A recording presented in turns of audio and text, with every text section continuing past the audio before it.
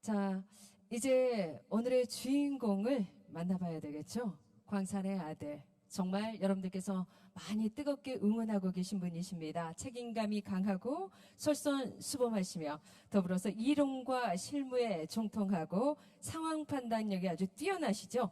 원칙과 소신의 아이콘. 오늘의 주인공 박균택 변호사를 무대로 모시겠습니다. 여러분 뜨거운 박수로 맞이해 주시기 바랍니다.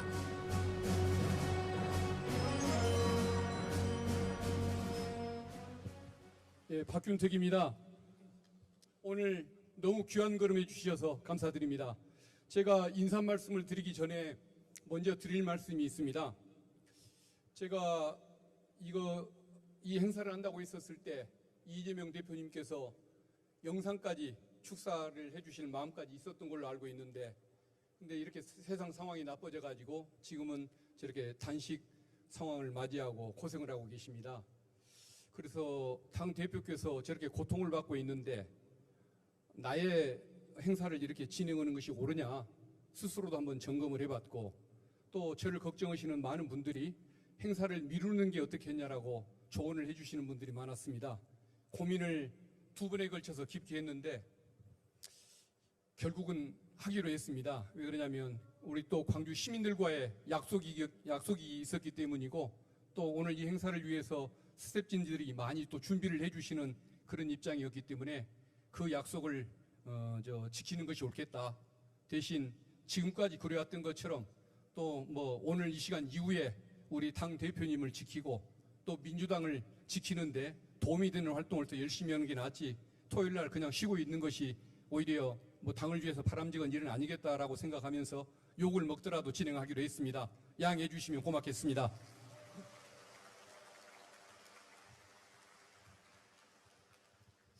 오늘 많은 분들 한 분 한 분들이 너무 소중해서 제가 소개를 다 드려야만 함에도 불구하고 아마 저도 정신이 없어서 좀 빠진 분들도 계시고 아마 그럴 것 같습니다.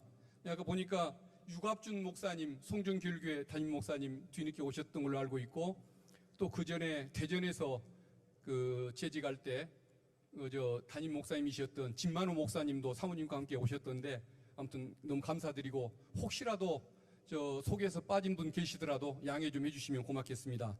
유한봉 회장님은 아까 소개가 됐나 모르겠습니다. 예, 혹시 누락됐더라도 양해 좀 해주십시오.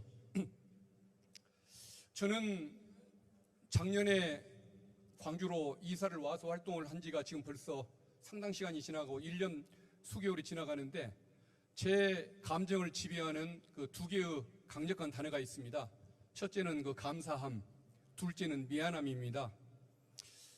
한 분 한 분 감사해야 하는 감정은 너무도 당연한 것인데, 이게 참 아무것도 드리는 게 없이 일방적으로 베풀어 주시는 그런 분들이 많다 보니까 어떤 미안하다는 감정까지 함께 느껴지면서 늘 되뇌이는 단어가 감사하다, 미안하다, 이런 생각인데, 오늘 이 행사도 마찬가지인 것 같습니다.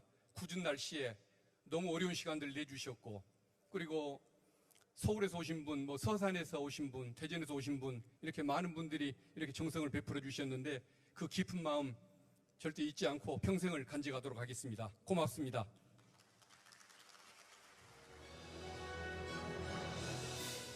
제가 이 책을 열심히 썼습니다.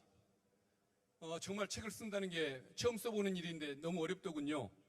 많은 사람들이 저한테 대필 작가를 쓰라고 여러 번 얘기를 하는데 제가 직접 쓰겠다고 했습니다. 근데 보니까 이걸 위해서 책을 쓰느라고 너무 많은 시간을 들였고, 저녁에는 술 마시고 밤에 새벽에는 잠 못 자고 이 책을 쓰곤 했는데, 쓰다 보니까 정말 몸도 축나고 사람을 만나는데 이렇게 시간도 할애할 수가 없고, 그러다 보니까 훨씬 이게 손해였구나라는 생각은 드는데, 그럼에도 불구하고 저는 이 책을 통해서 여러분들에게 제 마음, 제가 품고 있는 진심을 전달할 수 있는 그런 기회를 갖게 됐다는 것을 오히려 감사하게 생각하고 있습니다.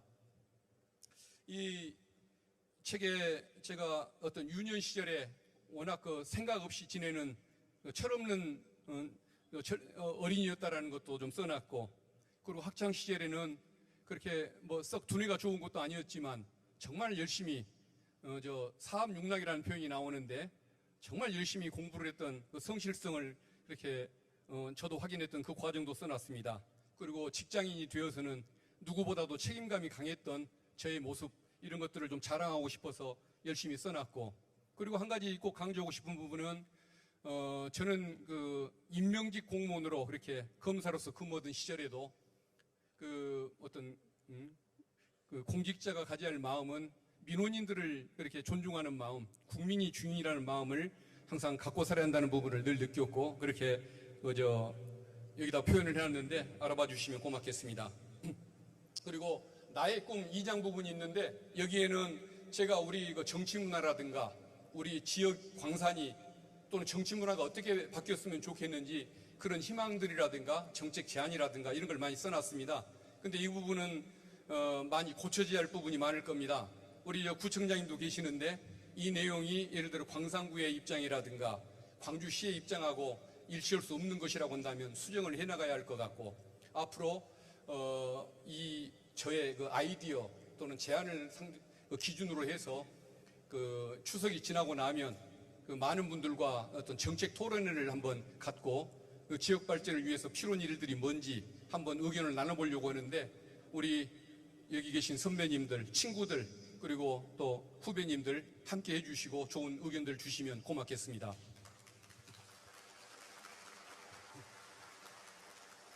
일단은 제 자랑도 좀 해야 할 것 같아서 저는 그 세 가지 특성을 갖고 있다는 측면을 좀 말씀드려 봅니다. 첫째는 그 뭐라고 그럴까요? 지금까지 살아온 과정이 조금은 남들과의 경쟁에서 좀 앞서는 이런 삶을 좀 살아왔다고 자부는 하고 있는데, 그것이 타고난 머리 때문도 아니었고 뭐 타고난 감각이나 능력 때문도 아니었다는 걸 잘 알거든요. 저는 다양한 재주라고 할 만한 것이 아무것도 없습니다. 악보도 잘 읽을지도 모르고, 그림을 그리라고 해도 그릴지도 모르고, 운동을 해도 그냥 등산 정도 빼놓고는 잘할 수 있는 게 아무것도 없고, 골프도 그냥 도저히 따라갈 수가 없어서 포기를 해버린 이런 사람인데, 정말 그 목표를 가지면은 꼭 필요한 일이 있다고 한다면 최선을 다해서 그렇게 수행을 했던 그런 책임감, 그리고 성실성을 갖고 있다는 것. 또 하나는 그 남들과 저는 약속을 잘 하지 않습니다. 평검사 시절에 피의자하고 한번 했는데, 피의자는 저를 믿고 따라줬습니다마는 상황이 그게 마음대로 되지를 않아가지고 그 특수부 근무하던 시절인데 그 약속을 깨야 하는 경우가 한번 생겼고, 그 뒤로 저는 형사부로 옮겨서 근무를 했고, 다시는 사람들과 약속을 하지 않는다, 이러는 항상 그 신조를 가지고 살았습니다. 그렇지만은 약속을 하면 저는 반드시 지키는 사람이었기 때문에, 혹시 제가 여러분들과 뭔 얘기하다가 쉽게 약속을 하지 않더라도 제가 관심이 없어서가 아니라 약속을 깨기 싫은 사람이라서 그런가 보다라고 좀 긍정적으로 봐주시면 고맙겠습니다. 그리고 이 고향 광산에 대한 애정, 사랑을 한번 강조하고 싶습니다. 저는 광산에서 나고 자랐습니다. 부모님이 지금도 광산에 계시고, 제가 또 어렸을 때 책에 나옵니다마는 1년간 저를 또 키워주셨던 외가가 또 평동에 있습니다. 그리고 친구들이 광산에 있고 부모님이 지금도 살고 계시고, 이런 곳을 저는 사랑하지 않을 수가 없는 것이고, 또 고향을 이용 대상으로 생각할 수는 없는 사람인 거죠. 그래서 그 부분을 좀 이해해 주시면 좋겠는데, 훌륭한 선장, 훌륭한 항해사를 키우려면은 배를 모는 기술을 가르칠 것이 아니고 바다에 대한 동경심을 심어주면 된다고 하지 않습니까? 저는 여러 가지 검사 시절에 6번 정도 행정기관에서 이렇게 파견 나가서 행정을 담당한 경험이 있습니다. 예산 문제나 정책 문제나 또 입법에 관한 문제, 또 교육, 심지어는 교육기관장까지 해봤는데, 그런 것이 있습니다만은 그 수많은 경험이나 기술에도 불구하고 제가 더 소중하게 여기는 것은, 자랑하고 싶은 것은 광산에 대한 애정이 누구보다 많다는 것이죠. 그동안에 광산을 거쳐간 수많은 리더들이 계실 겁니다. 고재유 시장님, 송병태 청장님도 계시고, 정말 그분들 저보다 능력 있는 분들이셨고 또 저보다 지혜로운 분들이셨을 겁니다. 그렇지만 제가 그분들한테 다 지더라도 결코 양보하고 싶지 않은 한 가지 단어가 있는데, 광산에 대한 사랑. 이 부분은 그분들한테도 결코 뒤지지 않는다는 점 한번 말씀드리고 싶습니다. 그리고 이제 저에 대해서 한 가지 궁금해하는 분들이 있습니다. 사람이 저렇게 순하게 생겨가지고 싸움을 잘할지 모르겠다고 걱정들을 많이 하시더군요. 그래서 저는 그냥 웃음으로 때우고 마는데, 이 자리에서 한 가지 말씀을 드리자면은, 저는 싸움을 잘 안 해봤기 때문에 잘 싸우는지 못 싸우는지 잘 모르겠습니다. 근데 한 가지 특징은, 저는 속칭 싸움의 대상이라고 생각할 만한 라이벌을 생각을 할 때 거기를 상대방을 적대적으로 생각해 본 적이 없고 상대방을 디스를 해본 적이 없습니다. 내가 쓸만한 사람인가, 내가 잘하고 있는가만을 늘 생각을 했기 때문에 그런 자세로 해오면서도 그렇게 남들한테 별로 뒤지지 않는, 경쟁에서 뒤지지 않는 그런 모습을 가져왔기 때문에 너무 걱정 안 하셔도 될 것 같다는 말씀을 한번 드려보고 싶습니다.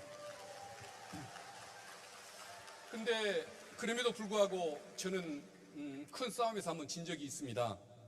책에 검찰국장 시절의 얘기에 나오는 것인데, 제가 딱 진 게 윤석열입니다.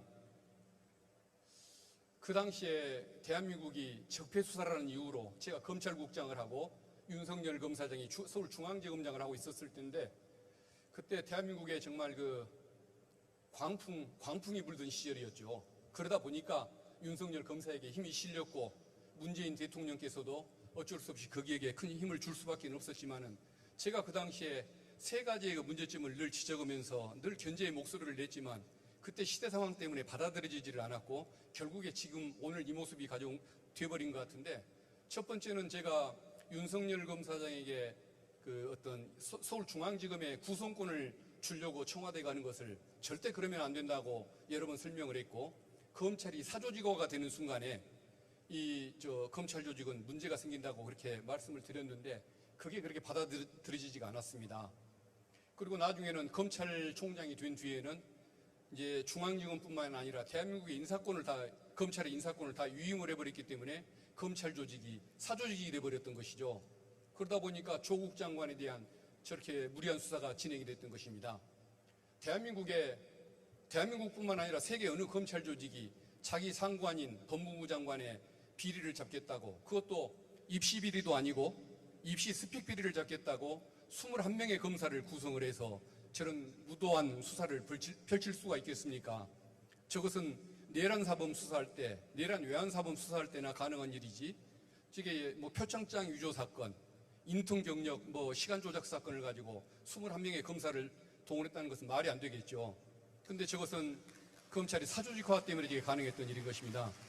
이 자리에는 아마 윤석열 후보를 지지하는 분들도 좀 계시고 특히 서울에서 오신 분들 중에 그런 분들도 계실 수가 있기 때문에 너무 죄송하지만 그래도 하고 싶은 말씀은 좀 할 테니까 양해 좀 해주십시오. 그리고 이제 두 번째가 직권남용 수사에 남용 문제를 늘 지적을 했었습니다. 옛날에 직권남용이라는 것은 판례가 몇 개 없을 정도로 수사를 그렇게 함부로 하지 않던 시절입니다. 근데 박근혜 정부가 아무리 미웠어도 돈이 안 나오고 다른 범죄가 안 나오면 그만이지, 뭔가 부당한 지시를 했다라고 해가지고 상급자들을 다 감옥에 넣는 이런 행태가 옳았던 것은 아니거든요. 그러면서 제가 했던 얘기가, 이건 5년 후에 문재인 정부에게 돌아올 칼날이기 때문에 이런 것은 불가능하다라고 얘기했는데, 근데 당시에는 그냥 촛불혁명 이후의 분위기가 그래서 그냥 여권에서 당시의 여권에서 이걸 너무 좋아했던 것 같고, 그것도 공적이 인정되니까 총장도 시켜주고, 또 특별수사부, 저는 특별수사부를 폐지하고 경찰에 대한 지휘권을 인정해서 경찰이 칼을 갖고 검사가 펜을 갖는 것이 옳다고 믿는 사람이거든요.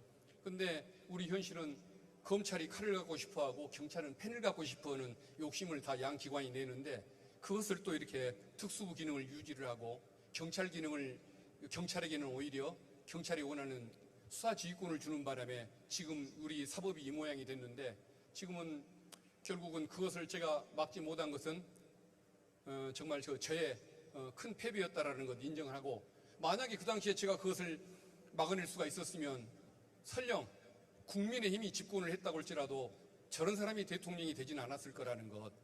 그러면은 미국 일본 관계를 중시하는 건 좋지만 중국과의 관계를 저지경으로 만든다든가 일본과의 관계에서 자존심 없이 저렇게 끌려다니는 모습이라든가 제1야당 대표를 어떤 통합의 대상으로 협력의 대상으로 생각하지 않고 기어이 저렇게 잡겠다고 1년 반에 걸쳐서 3개의 검찰청이 나서서 300번이 넘는 압수수색을 하면서 저렇게 표적 수사를 펼치는 이런 모습은 없었겠죠. 그래서 저는 그 부분을 패배한 것이 너무나 아쉬운데 언젠가 한번 더 싸울 기회가 있으면은 그 다음에는 제가 반드시 이기고 싶다라는 것 한번 말씀을 드리고 싶습니다. 그래서 제가 싸움을 잘하겠냐고 너무 걱정하지 마시고 싸움을 잘할 수 있도록 좀 많이 응원을 해주시면 고맙겠습니다.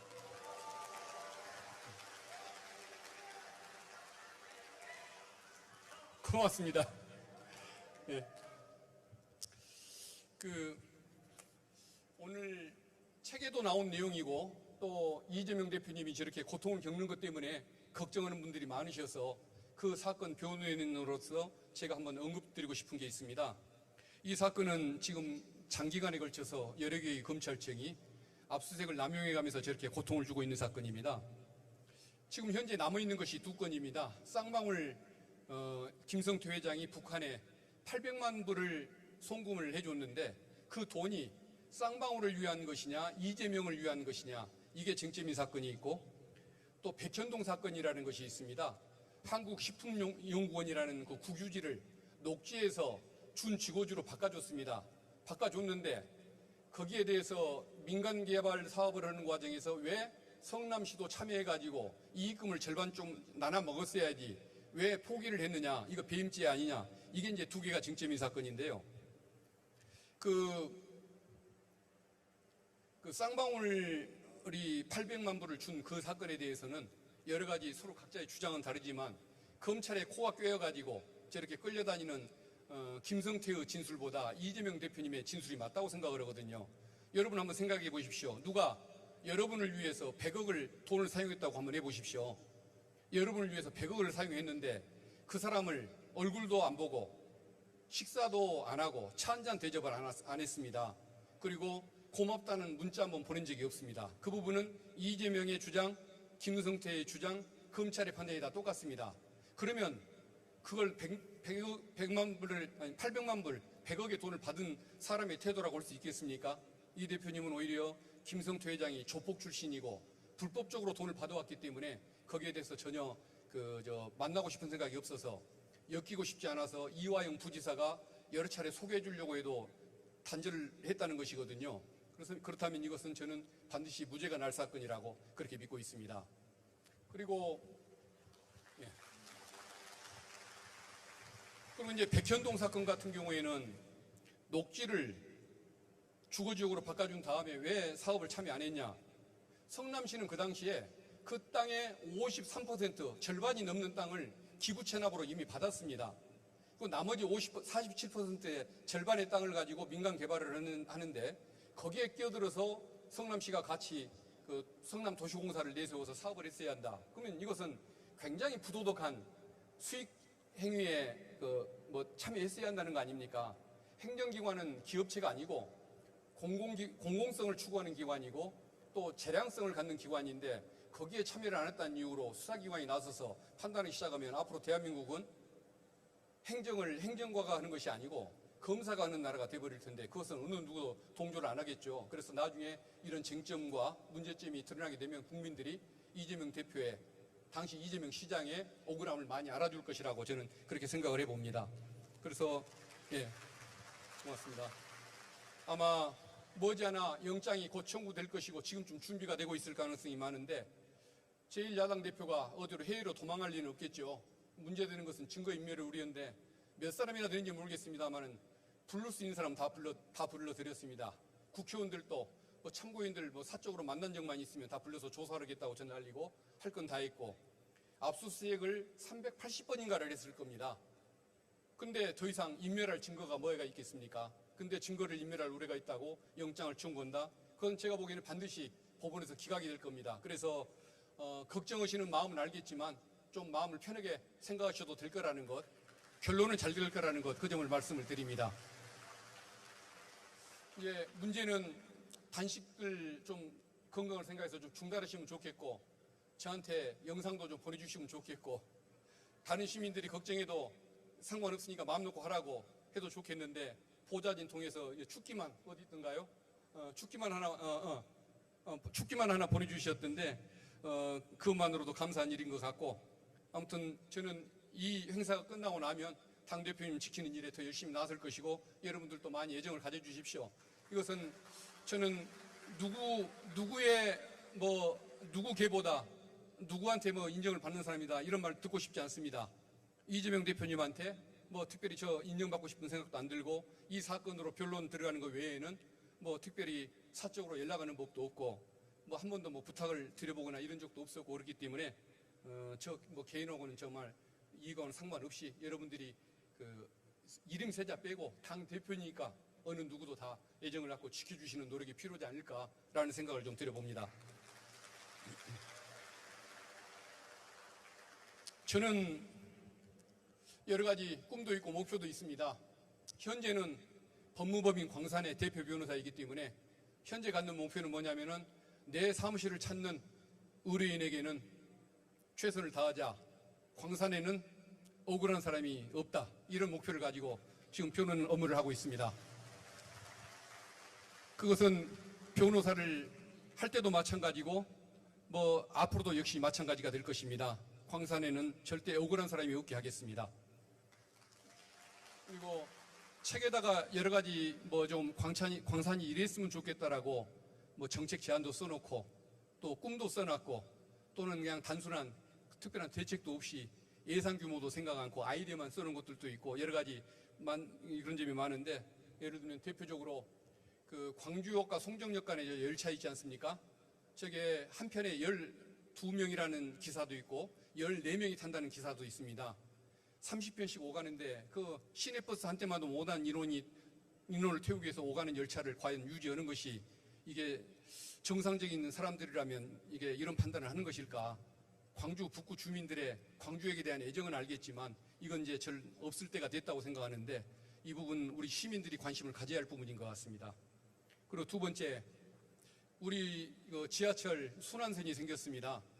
저는 당연히 그 광주의 강문인 송정역과 그 다음에 대학이 있는 광주여대, 호남대학, 그리고 교통약자가 많은 우산동, 올곡동을 거쳐가는 그 순환선이 되었어야 한다고 생각을 합니다.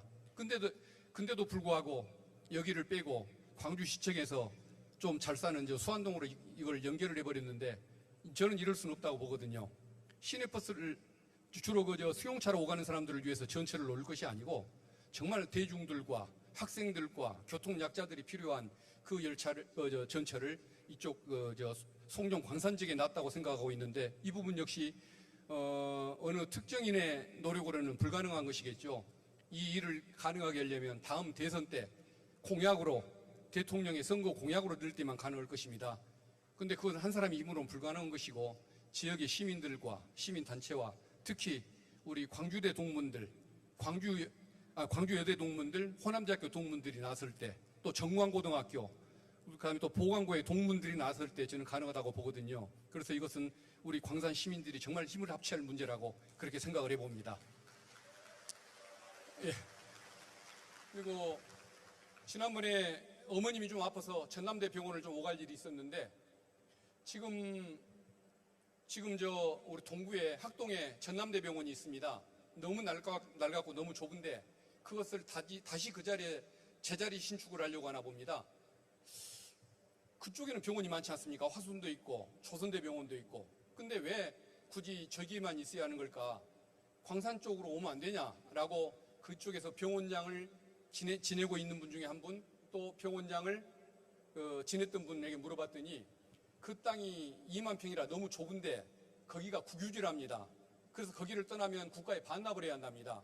그리고 새로 갈 곳에 땅을 새로 구입을 해야 하는데 한 10만 평 정도 구입을 해야 하는데 그 땅을 살 돈이 없기 때문에 결국은 그 자리에다가 제자리 신축을 하고 층수를 높게 지어서 그것을 소할 예정이라고 하고 전남대 학생들은, 의대 학생들은 거기서 교육을 못 시키고 화순에서 계속 교육을 시킬 계획이라고 하는데 저는 이건 문제가 있는 것 같거든요.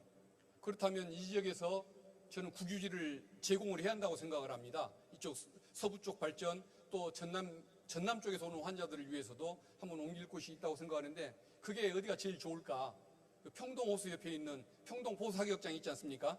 예, 거기가 저는 필요하다는 생각이 있는데 군에서 지금 그것을 관리하는 국유지인데 좀 장성적으로 이제 나갈 때도 됐다는 생각이 들고 광역시 내에서 포탄을 쓰고 있는 모습은 옳지 않기 때문에 그걸 한번 또 우리 광산 시민들이 열심히 추진해야 할 문제가 아닌가 생각을 해봅니다. 참고로 남들은 거기를 평동 저수지라고 그러는데 시장님이 지난번에 어느 행사에서 보니까 평동 호수라고 하자고 그러셔서 오늘 처음으로 평동 호수라는 용어를 써봅니다. 예.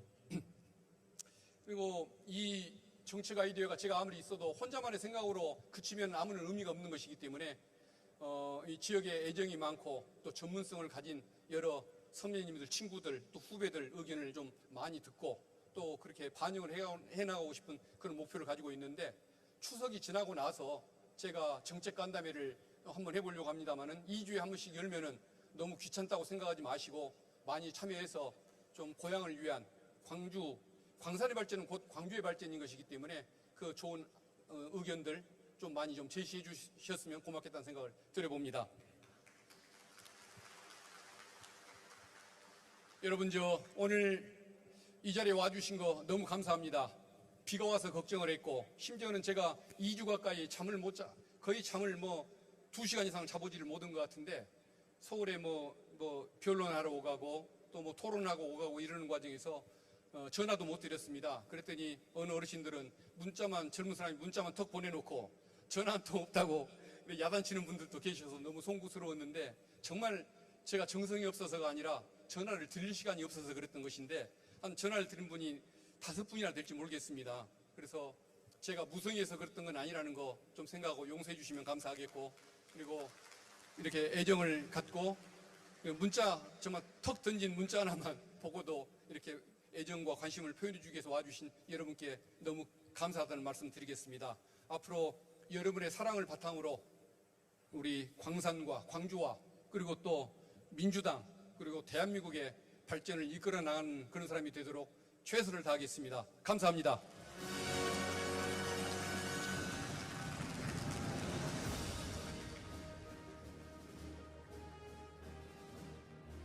네, 광산의 아들 박현택 변호사님 더 하실 말씀이 분명히 많으실 겁니다. 하지만 여러분들 책 속에서 이분은 함께 해주시면 좋을 것 같고요. 오늘 우리 저자 인터뷰 그리고 저자와 함께한 출판 기념회 여러분들의 따뜻한 마음속에서 함께 진행된 것 같습니다.